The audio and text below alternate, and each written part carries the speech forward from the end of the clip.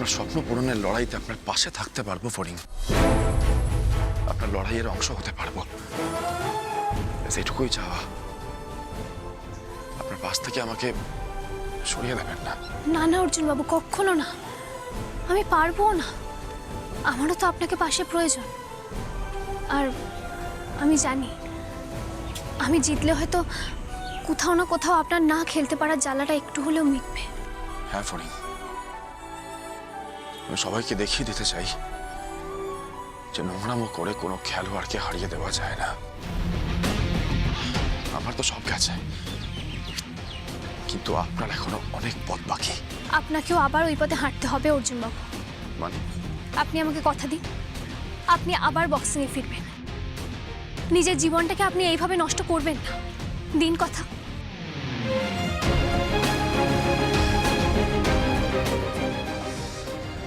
সেসব আর সম্ভব নয় ফড়িং। আমি আর আমার বক্সিং মাঝে মাঝে যে একেবারে ইচ্ছে করে না তা নয়।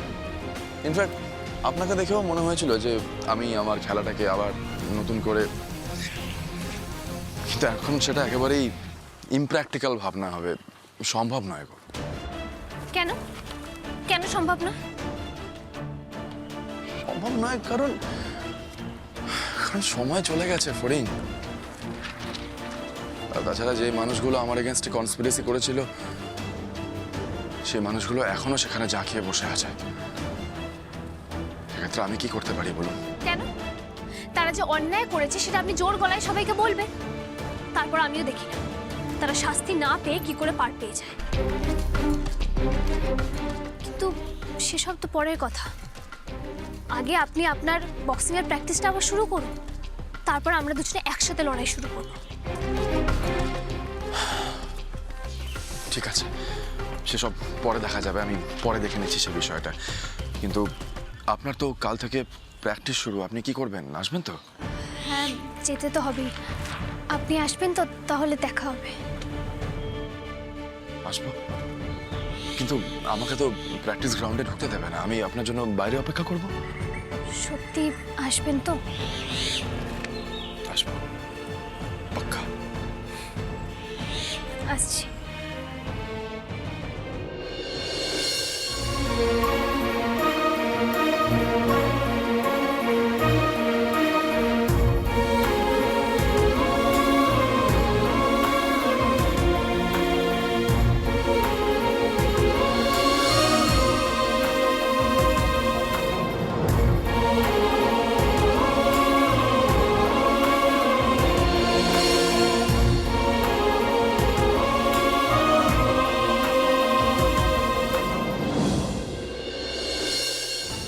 তুমি কি এখনো বুঝতে পারছো না যে তোমাকে আমরা এখনো বিশ্বাস করে উঠতে পারছি না? যতই ছবি দেখাও আর যাই দেখাও, তোমাকে এখনো আমরা সন্দেহ করছি। আর কালকে ফড়িং তো চিঠিতে স্পষ্ট তোমার নাম লিখে দিয়ে গেছে, তুমিই কোড়াকুড়ি করছিলে।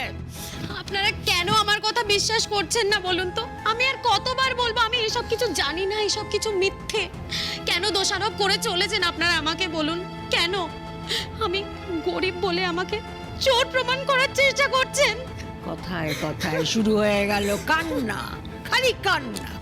এই মেয়ে, এই তুমি কথায় কথায় এরকম ভাবে কেঁদে ভাসাবে না তো।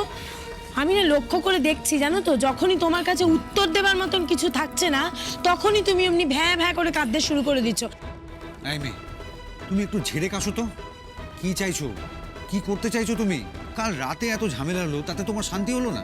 এখন সাত সকালে রান্না করে জুটেছো, আমাদের তো দেরি হয়ে যাচ্ছে।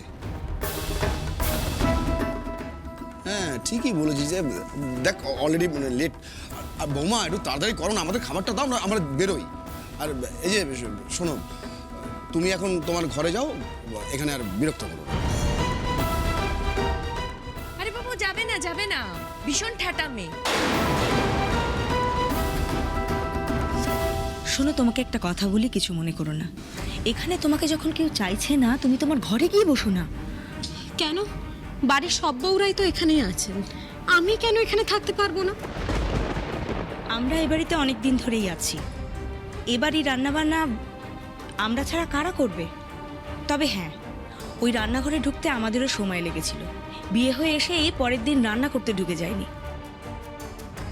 আপনারা ঢোকেননি বলেই যে আমিও ঢুকবো না তার তো কোনো মানে নেই, তাই না? দেখো দেখো কিভাবে কথা বলছে। ভালোই মেয়ে জুটিয়েছিল বাবু। আমার মনে ওর এই স্বভাবের জন্যই না বাবু এই বাড়িতে আনতে পারি। ঠিক। শোনো, জোর করে কিছু হয় না কিন্তু, এটা মাথায় রেখে দিও। ছোট মেয়েটা কথা বুঝতে পারছি না, তুই এত কথা কেন বলছিস ওর সঙ্গে? এত গুরুত্ব দেওয়ার কি আছে? বাড়িতে আশ্রয় পেয়েছে, কোনো কৃতজ্ঞতা বোধ নেই, কিচ্ছু নেই। সেই তো, একটা অসহায় মানুষকে কেনই বা পাত্তা দেবেন, তাই না? উল্টে তার উপর অত্যাচার করে, অন্যায় করে, আঘাত করে একেবারে কোণঠাসা করে দেবেন। কেন? কেন? কি দোষ করেছে আমি? আপনারা ভুলে যাচ্ছেন আমিও চাইলে কিন্তু মানে বুঝতে পারছি না, চাইলে কিন্তু কি? কি চাইলে কিন্তু কি? তুমি কি জানো যে আমি চাইলে তোমাকে এক্ষুনি রাস্তায় বের করে দিতে পারি? জানো সেটা? মেজো বউ একবার এদিকে শোনো।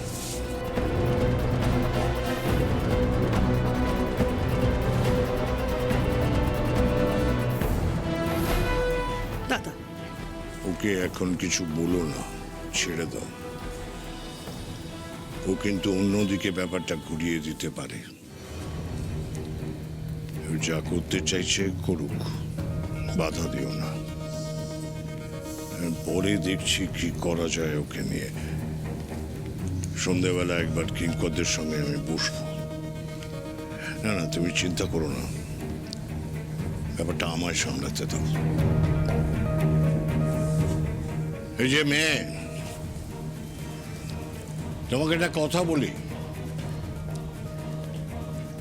তুমি রান্নাঘরে যা করতে চাইছো করো, কিন্তু সবার সঙ্গে ভালো ব্যবহার করবে। একটা কথা ভুলে যাও না, তুমি এই বাড়ির সব থেকে ছোট। তোমরা ওকে বাধা দেবে না, একটু দেখিয়ে শুনিয়ে নাও, বুঝিয়ে দাও। থ্যাংক ইউ জ্যাঠাই, আমি আপনার কথা মনে রাখবো। আমি আপনার জন্য আজকে কিছু একটা রান্না করব, আপনি খাবেন তো?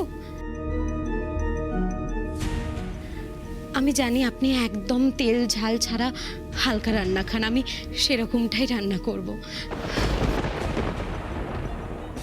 দেখলে বড় বৌমা, কি চালাক মেয়ে। চোখের জল কিন্তু এখন হাওয়া, হ্যাঁ, আবার ন্যাকামো শুরু করে দিয়েছে। সত্যি। কই ব্যাংবাবুর নাকি নতুন বউ এসছে, তার মুখটা একটু দেখি।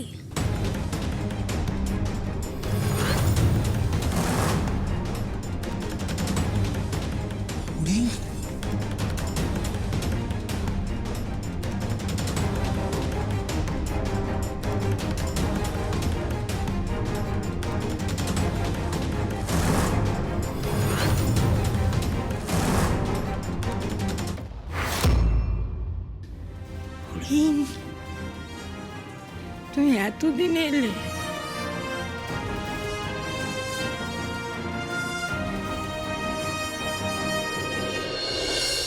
শুনুন, আজকে আমি আপনাদেরকে একটা কথা স্পষ্ট করে বলে দিতে চাই, যার জন্য আজকে আপনাদেরকে এখানে ডেকেছি। Please be serious. আমি চাই যে এবছর ন্যাশনাল চ্যাম্পিয়নশিপে বাংলার মেয়েরা ভালো পারফর্ম করে সব থেকে বেশি মেডেল নিয়ে আসবে আমাদের ঘরে। তার জন্য এবার আপনারা টিম তৈরি করুন। ম্যাডাম, এবার একটা গোল্ড আমাদের নিশ্চিত হবেই।